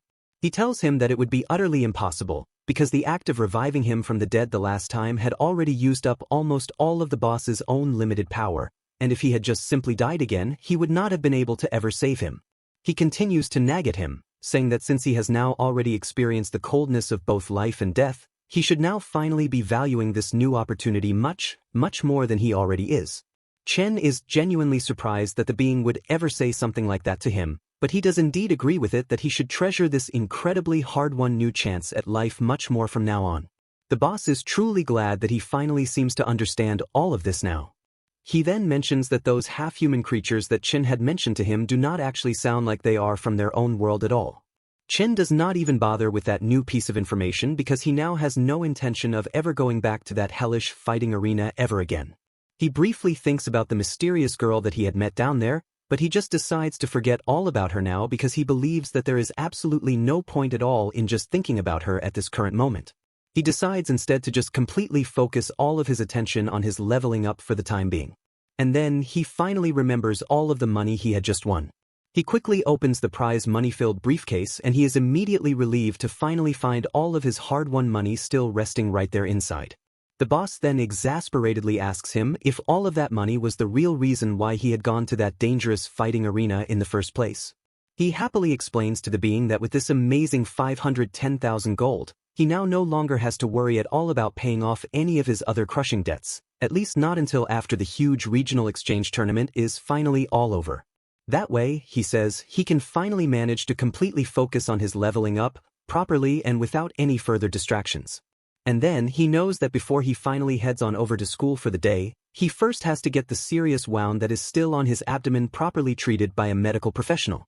He can see that all of his other, smaller injuries from the fight had all healed up on their own, but the very deep one on his abdomen just has not been able to heal itself. He knows that he really needs to go to a real hospital. Then he remembers that he also has to do his special school training later. And even before all of that can happen, he first has to go down to the bank in order to properly deposit all of this huge sum of cash. He loudly complains about how incredibly busy he suddenly is, all alone inside of a hospital room. A doctor tells him that his wound is nothing too serious for him to be worrying about. He says that although it is indeed a full penetrating wound, he can see that it has been healing quite well so far on its own. He is simply told by the doctor to please try to keep it as clean as he possibly can, and to try to not get it injured all over again anytime soon. The doctor then adds that healing up from such a wound so very fast is definitely not something that any normal people are able to ever do on their own. So, the doctor then asks him if he is an oracle and Chen then replies yes, he is.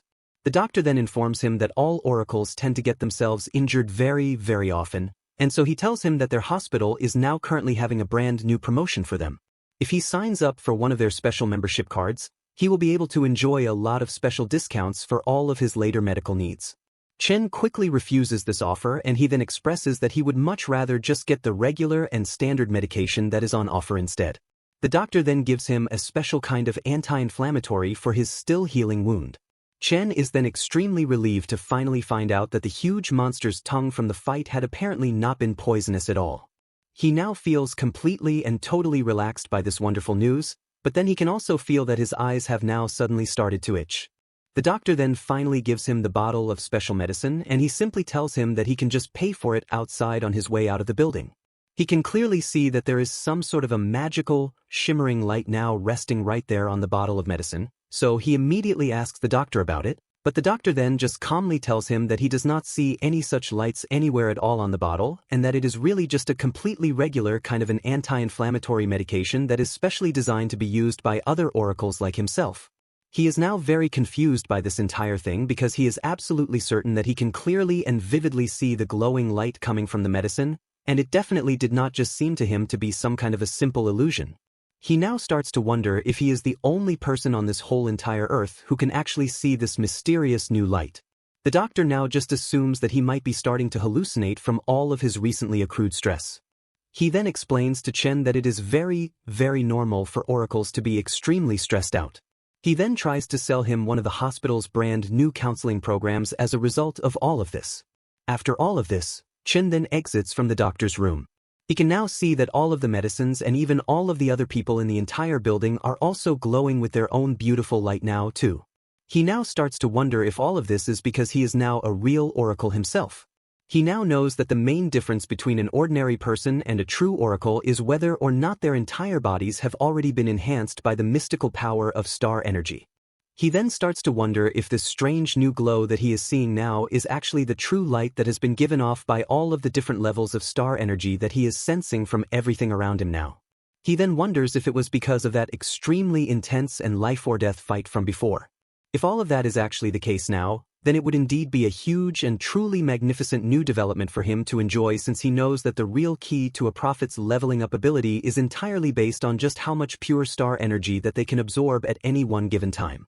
And now, if he can truly start to sense star energy on his own now, then he will now be able to much more easily and efficiently absorb it all for himself from now on. A strange and imposing man's energy then suddenly catches his undivided attention. The strange man calmly and coolly passes by him. This person's own special star energy is so unbelievably extraordinary. The strange man then casually glances back in his direction because he now also feels that he has just been personally observed by someone that he does not recognize, but he then dismisses this strange feeling because he knows for a fact that there are not any other really strong people here in this area at all. This mysterious and powerfully strong new man then calmly answers his own phone call, and the person on the other end of the line then immediately asks him why he is even currently at the hospital right now in the first place. He is then quickly reminded by this mysterious person of their one special mission, and that is for him to try to find the mysterious and so-called alien star. The long, green-haired man simply replies that he very rarely gets the opportunity to travel these days, so he tells the person on the other line that he is just going to stay in this particular country for a while and then maybe he will go and catch up with their special and dear little princess. The mysterious person on the other end of the line then expresses that he really likes that new plan because according to their very powerful boss's special prophecy, the alien star is actually a key point that is destined to someday completely change the course of human history itself. Before they know for a fact whether or not this mysterious alien star is an actual enemy or a true ally to them all, he is simply told to first make contact with them and then to act accordingly after that. The strange and powerful man then calmly comments that his own special boss worries far too much about all of these things. He then confidently states that if this mysterious alien star ever really turns out to be an enemy to him, then he will just simply go and personally destroy it with his own amazing powers. This person is a powerful oracle who is known as Amir, and he is a truly impressive A-rank oracle as well. At the academy, the principal talks to Chen because just a few days after entering the honors class, he does not answer his calls, does not reply to any messages, and skips all his classes. In Chen's head, he thinks about how he just got back and yet he is already caught. The principal is extremely well informed. Chen quickly apologizes and explains that something urgent came up at his home, so he was not able to inform the school in time. He expresses that he is willing to accept any punishment for his actions. The principal clarifies that this is not what he means at all. He just wants to ask if nothing bad has happened to him. Chen replies that there was nothing like that. He then asks the principal if he is worried that he would back out of the tournament. The principal firmly replies no because he trusts him completely regarding that matter. He is more concerned that Chen is hiding some kind of difficult hardship that he does not dare to speak of. He tells Chen that since he is an outstanding oracle, even if he had not agreed to compete in the match, the school would still do its very best to support him. He informs him that the primary purpose of the academy is to nurture excellent oracles and that this purpose will never change. Chen nods his head and assures him that he is fine. He promises to give his all in the exchange tournament and to win great honor for the school. Since that is all he needed to say, the principal tells him to return to his class. He also informs him that his new friend was so worried about him that he even came to his office to ask about his whereabouts. Chen is a little confused about this. Back at class, Jarue places his arm around Chen's shoulder and immediately asks him where he has been. Xiaoxia adds that even the teachers do not know what happened to him. She says they were all extremely worried about him. He simply replies that things just got busy at home. Jarue then brings up the topic of the combat technique he had mentioned before. He gives him a credit card while explaining that he and Xiaoxia managed to scrape together 300,000 for him to use first, then he can just pay them back once he has the money later on. Chen is incredibly surprised by this. He just casually mentioned his financial needs, but he truly did not expect them to take it so seriously. He tells his friends that he later found out the technique was not worth the price, so he decided not to buy it after all. He still thanks them very much for the generous offer anyway. Jarue tells him that it is a shame but assures him that he will surely find something even better in the future. Unexpectedly, another person calls out to Chen. Wenhao is blushing intensely when he nervously approaches the group. He quietly admits that he overheard them saying that Chen was short on money. So, he gives him his own card, which he explains has his 50,000 in personal savings on it. He tells him that he hopes he does not mind that it is not that much. Then, regarding him losing the match, he tells Chen that if there is anything he wants him to do as a result, he can just say the word. Chen calmly tells him that there is no need to act like his servant or anything of the sort. Xiaoxia quickly scolds Wenhao for butting into their squad's private business. She asks him if he is scheming something by acting so generous. Wenhao replies that there is nothing like that going on at all.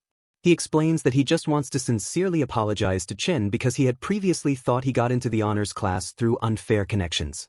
And afterward, Teacher Zhang had explained his real situation. With all of that information, he can now admit his loss wholeheartedly. He states that Chen made him realize the massive gap between them, so now he genuinely wants to be his friend. Xiaoxia then whispers in Chen's ear that he was the first person to ever defeat Wenhao. She asks if they should let him join their team. He simply replies that he does not mind. Xiaoxia then tells Wenhao that if he is truly willing to be the fourth member, then they will happily accept him into their squad. He quickly replies that rankings do not matter to him at all. Jarue proudly states that to celebrate adding a new teammate, Wenhao should immediately go get him a drink of water. Wenhao immediately fires back that if there is anyone who gets to get water, it should be for Chen, since Jarue had lost to him in a fight a long time ago. Jarue cannot believe that Wenhao just joined and yet he is already acting like he is the boss. Chen just watches them while thinking that they are all such great companions. He feels so lucky to still be alive, because he knows he would have never met them otherwise. At the treadmill machine, Chen trains as hard as he can. In his head, he recognizes the leveling system is simple. The body just needs to absorb the mystical star energy. And the more star energy that is absorbed, the higher the level will become. High-intensity physical training increases the absorption efficiency. And that is exactly why most Oracle students are always doing their PE classes. But he knows the problem of absorption rates is trickier than he expected. He has already been wearing his special training gear to maximize his workout's intensity, but his absorption rate is still surprisingly low. If the star energy that is already inside the body is not absorbed in time, it will just slowly leak out and get wasted. It is really no wonder that some people just stay stuck at level 1 for their whole lives. He knows that at his current rate, he will never reach level 4 before the tournament begins. He realizes he needs to find a way to boost his absorption rate and fast. Jarue approaches him and expresses that the free training session is getting boring. He invites Chen to a sparring match to make things a little more exciting. Chen has an moment. He recalls that during the underground death match, it was only because he was forced to fight that monster that he accidentally pushed himself to grasp star energy observation. He tells Jarue that if they are going to spar, then he has an idea that will need everyone's help. The bright center light in the training hall is turned on. Xiaoxia uses her cloud palm strike while Jarue uses his rending fist. They now fight Chen together as a team. Chen likes how well their techniques are starting to sync up. After that intense sparring session, both of his teammates are left completely exhausted. They have now been at it for nearly an hour, so they suggest that they take a break and rest. Xiaoxia expresses that when he first said he wanted a 1 versus 2 fight, she honestly thought he was just joking around. She never expected that he actually meant it. Jarue claims that this sparring method is absolutely amazing. Without having to worry about winning or losing, he could now throw himself completely into battle, and he even dared to try out some new moves that he never would have attempted before. The next round is now Wenhao's turn. Chen realizes that his theory was right. This kind of all-out, no-holds-barred battle definitely increases their star energy absorption rate. And with their already solid foundations, once their absorption rate finally improves, he knows they will probably start to level up very quickly. He then thinks of trying a new leveling method himself while his absorption rate is already so high. To make them safe for ordinary people to use, he knows that the star energy in normal supplements is heavily diluted. He understands that if a person's physical qualities are just average and their absorption rate is low, then even drinking thousands of those supplement bottles will not be enough to raise a single level for them. But from what he has observed, the star energy he borrows from his boss is 100 times more concentrated than any supplement on the market. With his current physical strength, he knows that directly absorbing that much raw power would definitely make his body explode from the sheer overload. But he reasons that if he controls the flow to a level that he can handle, he could then permanently make the borrowed star energy his own to level up quickly. He firmly believes that it is a risk that is definitely worth taking. He finally uses the Power Borrow ability. He did not even realize until this very moment just how absurd the amount of power he could actually borrow from the boss truly is. But it all makes sense to him, since it was this same power that had allowed him to shoot up 2 whole levels in a single burst. He now slowly controls the raging flow of power and compresses it down as small as he possibly can. Then he starts to absorb it directly. All of that powerful, raw energy is now gathered within his very own heart. He did not expect even such a tiny bit of that energy to be so unbelievably overwhelming. His entire body instantly fills up with raw power. Even while desperately suppressing and restraining it with all of his might, he realizes he has still absorbed way too much. At this terrifying rate, he knows his body will simply burst apart. So, he knows he absolutely has to release all of it, and right now. When he does release the energy, everyone in the room is utterly shocked. At first, they think it is an earthquake rocking the entire academy, but they soon realize that all of that raw power is coming directly from him. Their jaws all drop when they witness his personal star energy suddenly skyrocket in front of their very eyes. The boss suddenly appears out of thin air and asks him what is happening. It cannot believe that Chen has just absorbed its star energy. Chen quickly expresses that he tried to limit the power he was borrowing down to a level that he could safely handle. And luckily for him, the experimental method actually worked. The boss is in complete disbelief that he just absorbed its raw star energy and somehow did not die in the process. This amazing feat makes the entity think that Chen truly is its one and only destiny point. The scene then provides a brief text box description about what star energy supplements are. It explains that they are made from materials containing high levels of star energy, such as star grass and star crystals, and have a wide range of magical effects, including the replenishment of star energy, the enhancement of physical strength, and the healing of injuries. Chen asks the boss if it just said something. The entity replies with nothing, simply expressing its relief that he is still alive. Teacher Zhang arrives in a complete panic, asking what happened and if his students are okay. Xiaoxia immediately reports that the immense power surge was all because of Chen. Jerue explains that they had just finished their sparring session and were all resting when Chen's power suddenly erupted just like that. Teacher Zhang cannot believe the intense star energy that is overflowing from him. He quickly instructs Wenhao to bring him the star level detector right away. The device shows that Chen has now reached level 3. Everyone's jaws drop at the sight of the reading. He is the first level 3 oracle their school has produced in ages. Teacher Zhang hurriedly leaves to inform the principal of this incredible news at once. Xiaoxia excitedly asks how he managed to level up so fast. She passionately wants him to teach her his method. He replies that he was just training like they all were moments ago, and he assures her she will eventually reach that level soon as well. He did not expect that his power-up would cause such a massive commotion. Because of all the attention, he makes a mental note to test this absorption method at home from now on. Jerue believes him, since he also felt incredibly pumped up and energized after their sparring match. Xiaoxia eagerly confirms if they all keep sparring more often, they could all level up just like him. Wenhao excitedly tells them to stop resting so they can get back to training, shouting that it is his turn to fight Chen now. While they spar, Chen internally notices that the boss is not cursing at him at all this time. The entity replies that it has gotten used to his reckless behavior, and if his goal is to level up quickly, it will not waste any more words on him. After all, it admits, it also needs him to get much stronger. Chen confidently tells his boss that there is nothing to worry about, since he still has a lot of its stored star energy that he has not yet fully absorbed. Once his body slowly absorbs all of it, he knows he can level up again to level 4. The boss just watches him train in complete silence. Time flies by, and the calendar turns to July 12, 2026. There are now only 55 days left until the exchange tournament. Chen trains with unrelenting intensity. Another day passes, and he continues to spar and train with his teammates. The days continue to fly past, with Chen focusing every waking moment on leveling up, until eventually, the morning of September 6, 2026 arrives. It is finally the day of the exchange tournament, and the venue is absolutely massive and packed with thousands of roaring spectators. There are so many people filling the stands. Xiaoxia cannot believe that she is actually standing on this incredible stage. She excitedly shares that if her mom knew about this, she would surely cry tears of absolute joy. Jerue adds that he heard more students are participating this year than ever before. Wenhao approaches Chen and asks if he is ready for his level 4 matches, pointing out that the power gap between level 3 and level 4 is not small. He says he feels bad that if they had only had more time to train together, maybe they all could have fought side by side as a team. Chen reassures him and kindly reminds him that just participating is an honor in itself and that winning or losing does not really matter.